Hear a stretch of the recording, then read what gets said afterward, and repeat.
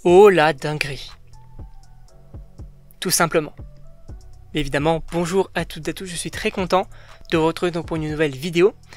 Sachez que oui, aujourd'hui on va parler de Spider-Man 4, donc Spider-Man Brand New Day, avec une officialisation. Un petit peu, on va dire, à la manière d'il y a cela quelques jours ou quelques semaines, je me souviens plus trop, avec Hulk, donc Mark Ruffalo, qui avait été annoncé dans le projet. Mais là, on parle de Jon Bernthal, du Punisher. Et on va revenir quand même sur les personnages qui ont été annoncés et en réalité, c'est très confus. En tout cas, moi personnellement, je vous le dis, je suis perdu. Très clairement. Mais évidemment, concernant Punisher, moi je suis extrêmement chaud parce que j'avais adoré le personnage dans les séries Netflix. Également son retour dans Daredevil Born Again, j'avais pas mal apprécié. Et là, voilà, on va le revoir possiblement donc, dans un special, possiblement également, même sûr, du coup, dans la saison 2 de Daredevil Born Again, et dans Spider-Man 4. Et pour le coup, je suis très chaud parce que Punisher, voilà, c'est le frérot, c'est Frank Castle, c'est voilà, Jon Bernthal, il interprète très très bien. Il y a ce côté de la violence, il est assez moralisateur également en lien avec Daredevil, donc est-ce qu'il peut l'être aussi vers Spider-Man, je ne sais pas. En tout cas, il y a ce côté-là, et moi je suis extrêmement chaud. Mais en plus de ça, il faut revenir sur les personnages qui pourront être dans ce film-là. Déjà, au niveau des antagonistes, on en entend tellement. On entend du Martin Lee, on entend du Silver Sable, on entend des armures un peu japonaises ou asiatiques. Donc on peut penser à la main, on peut penser aux 10 anneaux. On te mentionne également plus récemment Viper, le samouraï d'argent.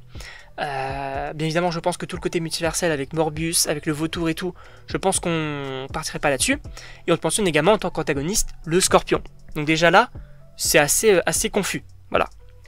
Mais en plus de ça, concernant les, entre guillemets, alliés de Spider-Man, déjà, de sûr, on sait qu'il y a Mark Ruffalo, on sait qu'il y a le Punisher, et en plus de ça, il y a des scoopers qui t'évoquent, voilà, avec le côté de Viper et du Samouraï d'Argent, peut-être Shang-Chi, qui puisse l'accompagner.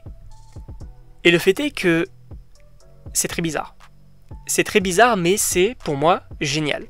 Parce que, on a du coup donc Spider-Man, alors avec le Punisher et avec Mark Ruffalo, en réalité, c'est assez logique, on va dire, qu'ils se rencontrent, puisque si les trois sont à New York, bon, c'est pas très dérangeant.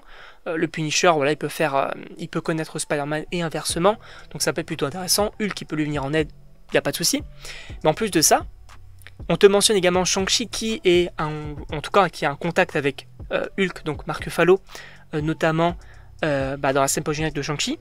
Et en plus de ça, il faut rappeler que c'est Destin Daniel Cretton qui réalise le film, donc c'est logique qu'on ait Shang-Chi, mais ça serait également logique qu'on ait Captain Marvel.